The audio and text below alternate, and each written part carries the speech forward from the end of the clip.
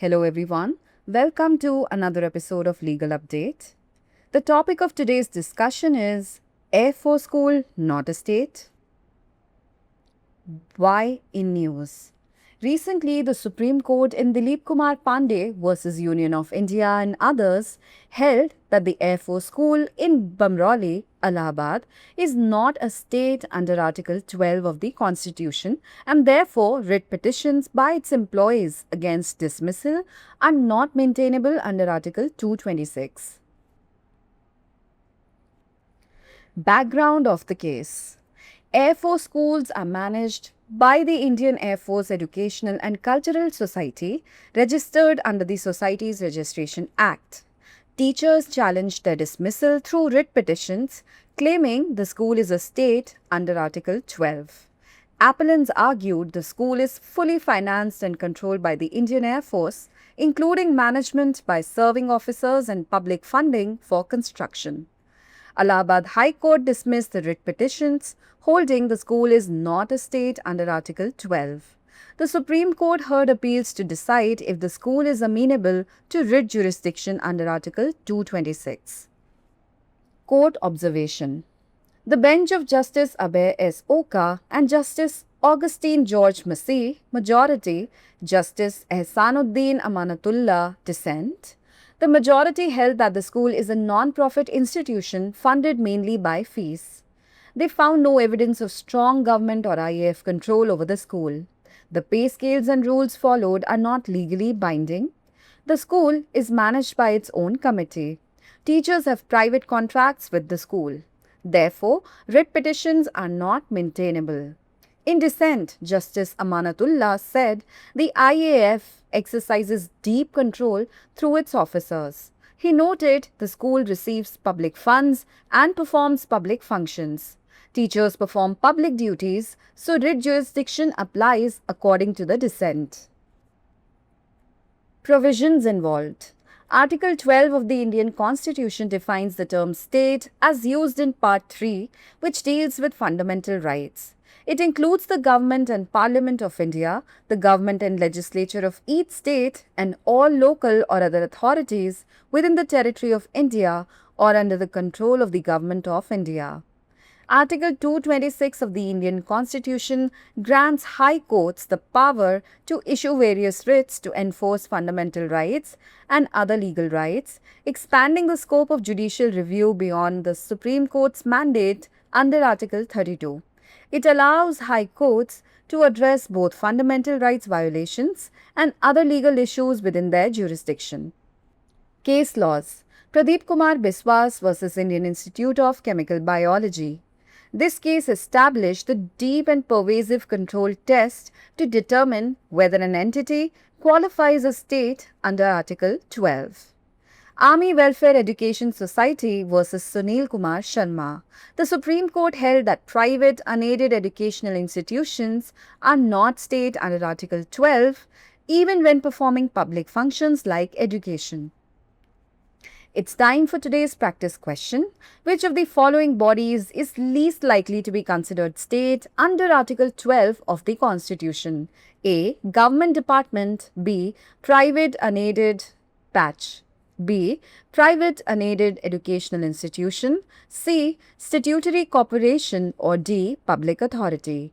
Send us your answers in the comment section. Thanks for watching.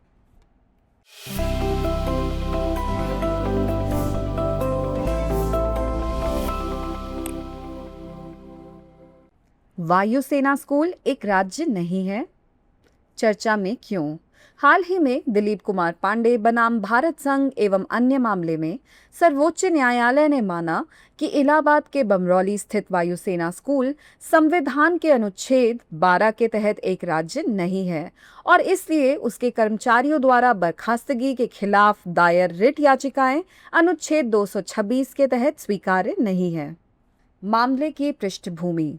वायुसेना स्कूलों का प्रबंधन भारतीय वायुसेना शैक्षिक और सांस्कृतिक सोसाइटी द्वारा किया जाता है, जो सोसाइटी पंजीकरण अधिनियम के तहत पंजीकृत है। शिक्षकों ने रिट याचिकाओं के माध्यम से अपनी बर्खास्तगी को चुनौती दी, जिसमें दावा किया गया कि स्कूल अनुच्छेद 12 के तहत एक राज्य है। अपीलकर्ताओं ने तर्क दिया कि स्कूल को पूरी तरह से भारतीय वायुसेना द्वारा वित्त पोषित और नियंत्रित किया जाता है, जिसमें सेवारत अधिकारियों द्वारा प्रबंधन और निर्माण के लिए सार्वजनिक निधि शामिल है। इलाहाबाद उच्च न्यायालय ने रिट याचिकाओं को खारिज कर दिया, जिसमें कहा गया कि अनुच्छेद 12 के तहत स्कूल राज्य नहीं है। सर्वोच्च न्यायालय ने यह निर्णय लेने के लिए अपीलों पर सुनवाई की कि क्या स्कूल अनुच्छेद 226 के तहत रिट क्षेत्राधिकार के अधीन है। न्यायालय की टिप्पणी। न्यायमूर्ति अभय एस ओका और न्यायमूर्ति ऑगस्टीन जॉर्ज मसीह बहुमत, न्यायमूर्ति एहसानुद्दीन अमानतुल्ला असहमति की खंडपीठ ने बहुमत से माना कि स्कूल एक गैर लाभकारी संस्थान है जो मुख्य रूप से फीस से वित्त पोषित है। उन्हें स्कूल पर सरकार या भारतीय वायुसेना के मजबूत नियंत्रण का कोई सबूत नहीं मिला। वेतनमान और पालन किए जाने वाले नियम कानूनी रूप से बाध्यकारी नहीं है। स्कूल का प्रबंधन अपनी समिति द्वारा किया जाता है। शिक्षकों के स्कूल के साथ निजी अनुबंध हैं, इसलिए रिट याचिकाएं स्वीकार्य नहीं हैं। असहमति जताते हुए न्यायमूर्ति अमानतुल्ला ने कहा कि भारतीय वायुसेना अपने अधिकारियों के माध्यम से गहन नियंत्रण रखती है। उन्होंने कहा कि स्कूल को सार्वजनिक धन प्राप्त होता है और वह सार्वजनिक कार्य करता है। शिक्षक सार्वजनिक कर्तव्य निभाते हैं, इसलिए असहमति के अनुसार रिट क्षेत्राधिकार लागू होता है। शामिल प्रावधान।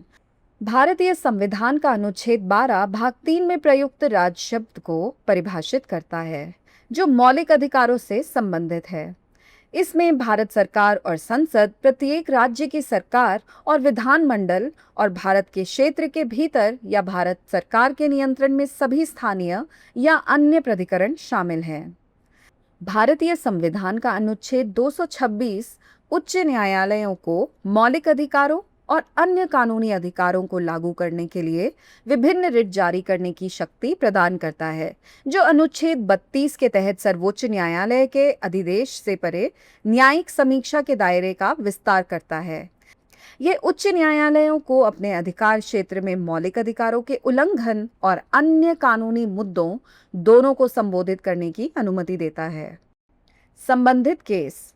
प्रदीप कुमार बिस्वास बनाम Indian institute of chemical biology. इस मामले ने यह निर्धारित करने के लिए गहन और व्यापक नियंत्रण परीक्षण स्थापित किया कि क्या कोई इकाई अनुच्छेद 12 के तहत राज्य के रूप में योग्य है। आर्मी वेलफेयर एजुकेशन सोसाइटी बनाम सुनील कुमार शर्मा। सुप्रीम कोर्ट ने माना कि निजी गैर सहायता प्राप्त शैक्षणिक संस्थान अनुच्छेद 12 के तहत राज्य नहीं है, भले ही वे शिक्षा जैसे सार्वजनिक कार्य करते हों। अब बारी है आज के अभ्यास प्रश्न की।